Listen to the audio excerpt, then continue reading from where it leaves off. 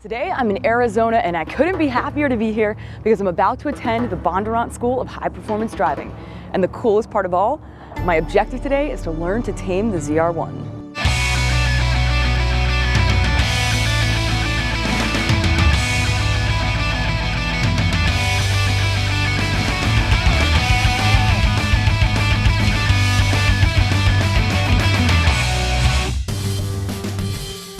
Powered by a 6.2-liter LS9 aluminum block V8, the ZR1 produces 638 horsepower at 6,500 RPM and 604 pound-feet of torque at 3,800 RPM.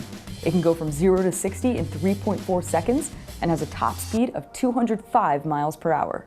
I've been trying to find a time to come out to this school for months, so when we finally put it in the books, I was supremely happy. But just when I thought I couldn't be any more jazzed, I found out that my instructor was going to be Darren Law. He's the only driver to have competed in every one of the Grand Am Rolex Sports Car Series races since the series started in 2000, and he's the 2001 Rolex Series GT champion. In 2003, he moved into Daytona prototypes and posted a 4th place finish. Since 2006, he's been racing for Brumos Racing, and in 2007, along with his teammate David Donahue, finished 12 consecutive races in the top 10. Suffice it to say, Darren has spent a lot of time at the podium and has no shortage of bragging rights. First objective for our day was to do the heel-toe rev matching. It sounds pretty simple conceptually, it's not that complex, but it definitely takes practice to master it. So these revs, when you go to give it the rev, when you put on the brake, you're going to give it a rev and you're going to get out of there. You don't want to stay, okay. You don't want to leave your foot twisted and stay in the RPM. Okay. Don't be afraid to get it up to at least 4,000. Okay. There you go. I have particularly small feet, so I had to really come up with a maneuver and crank my legs so that I could be on the gas and the brake at the same time. Clutch in, rev it. There you go, perfect. Yeah? All right, that was good. One of my favorite things that we did all day was when we got inside the skid car and we messed around with understeer and oversteer. So understeer, why does it happen? You've basically lost grip on the front of the car. You can possibly just be going too fast, okay? You basically don't have traction on the front end, all right? You've either overloaded the front end with too much brake and you can go ahead and run, or there's not enough braking or weight on the front of the car. So Darren, obviously is able to operate these controls and he can lift my wheels off the ground and completely cause me to lose control. All right, so first things first, we'll do the understeer, the front wheel skid. Okay.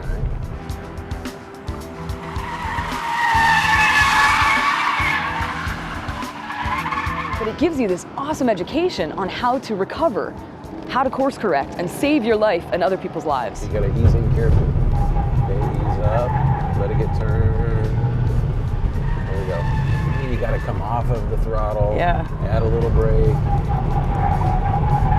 Wait till the car starts to turn a bit more. Now back in the gas. Okay. Straighten the wheel. After messing around with the nuances of understeer, it was on to oversteer. So oversteer is, of course, the opposite. This is when you lose control of your back end.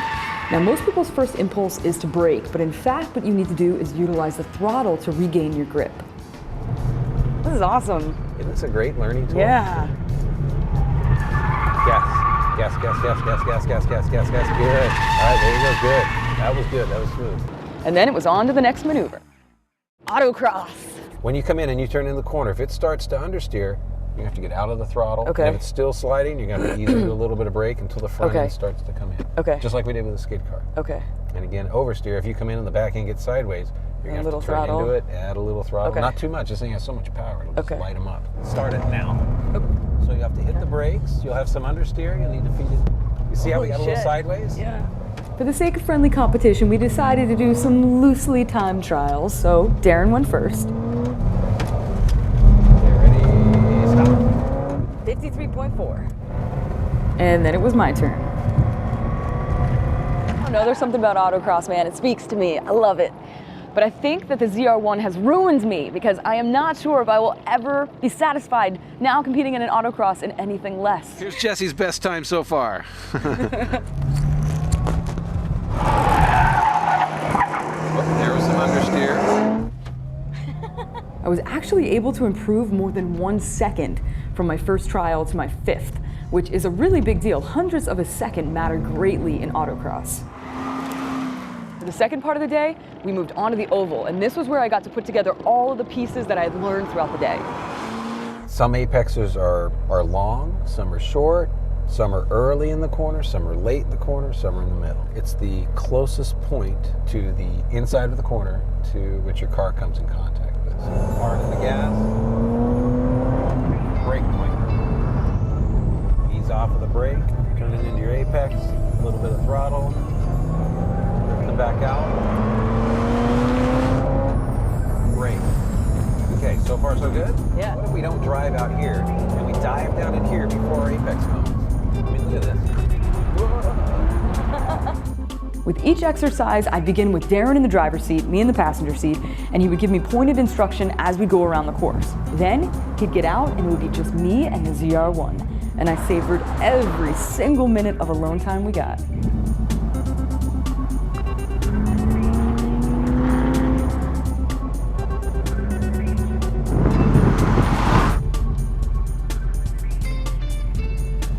I just became much more familiar with kind of spotting the apex, in a decreasing radius turn and an increasing radius turn and a constant radius turn.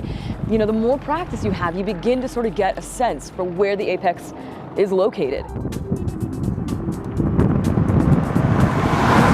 So it's the end of day one, but lucky for me, we're coming back tomorrow. We're gonna spend the whole day on the track, and I can't wait to see how much more I'm able to learn and gain and grow. All right, it is day two. Last night at Wild Horse Pass Hotel and Casino, I resisted all urges to gamble and instead got a good night's rest, and I'm ready to go. Although I couldn't wait to get back in the ZR1, when we arrived, I ran into Bob Bondurant, and I could not let him leave without treating me to some hot laps. Are we ready to go? Ready to go. Okay.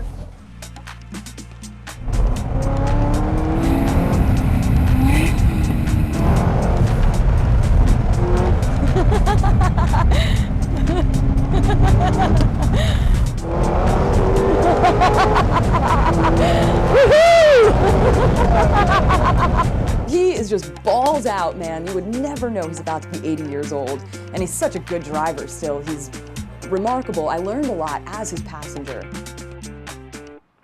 You recover it so quickly. Like when it starts to, when you get oversteer, understeer, you like in a second you correct it. And he is such like a kid in a candy store in that ZR1. A couple more laps? Sure. Going and going and going. Darren had to come out on the track and throw the checkered flag and be like, stop already. That was amazing. Absolutely amazing. I want to be you, man. I want to be you. Today functioned as the culmination of everything we learned. We put everything together, spent the entire day on the track. Okay, remember where your apex is. Okay, that looks good. That looks good. When the day began, there's always this time where you have to kind of reacclimate yourself and reorient yourself with the car and its, particulars. Remember, just like we were talking about even with the skid cars, look at your apex, look where you want to go. We need to drive to that point. Okay, look for your cones, stay left, now turn into your apex right there. Good, much better. See how now we're pointed down the roadway? Yeah. Again, early in, it's going to be early out. A whole lot of the progress I was able to demonstrate throughout these 2 days was a testament to how fantastic a teacher Darren is. Okay, this is way too tight through here and you're way too early. Look at how you're going off in the dirt. Okay. Do you see that? Yes. Okay. Nice downshift. Yeah. Wow. That sounds good. He just gives you the most pointed feedback. He constantly is kind of correcting, tells you what you did well, tells you where you were lacking, and then puts you back out there right away again to implement that feedback.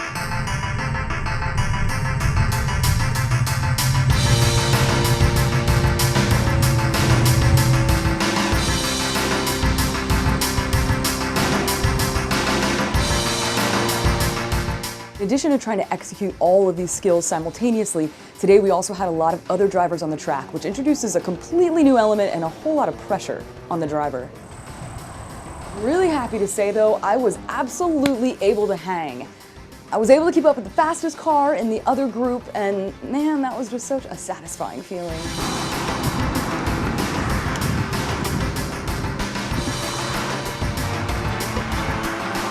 So throughout the ZR1 course, you're being evaluated constantly, and you are given a grade at the end upon completion of the course. 5, it's on a scale of 1 to 5, and 5 is perfect. You made absolutely no mistakes, so nobody gets a 5. But I am proud to say I got a 4, and I was told that that is something to be proud of. Braking, your apexes, your heel and toe downshift, huge improvement. Yeah. So my whole objective here, was to tame the ZR1.